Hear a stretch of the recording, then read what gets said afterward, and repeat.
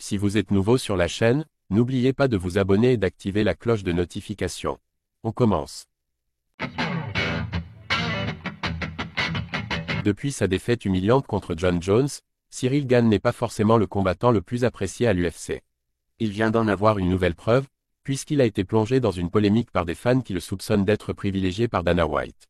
Ciryl Gane a beau rester sur 2 défaites consécutives dans ses combats pour la ceinture poids lourd, il ne perd pas de vue son objectif de devenir le premier champion français de l'histoire de l'UFC.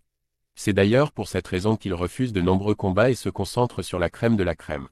Par exemple, après l'avoir rembarré plusieurs fois, Bongamin a enfin accordé de l'importance à Tom Aspinall après l'obtention du titre intérimaire. Suite à sa démonstration en septembre dernier pour l'UFC Paris 2, il est toujours dans l'attente et aimerait sans doute que sa situation évolue. Bonne nouvelle pour lui et toute la catégorie poids lourd, un gros combat vient d'être annoncé pour le début de l'année 2024. À partir de là, tout pourrait se décanter assez rapidement. Les fans accablent salement Ciryl Gane. Spinning Backfist s'exprime. Nouveau gros combat chez les lourds. Jailton Almeida contre Curtis Blade, le 9 mars pour l'UFC 299 à Miami.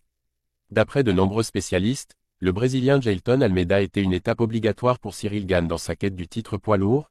L'UFC en a décidé autrement, et si certains voient cela comme une bonne nouvelle pour Bongamin, qui pourrait du coup se tourner vers le terrifiant Sergei Pavlovich, d'autres estiment qu'il a simplement eu peur.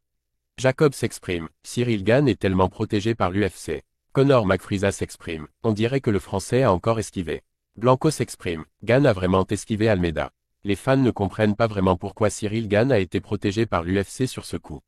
Un combat contre Jailton Almeida faisait sens, mais visiblement il aura droit à un duel au sommet contre Sergei Pavlovich, avec un combat pour la ceinture derrière en cas de victoire.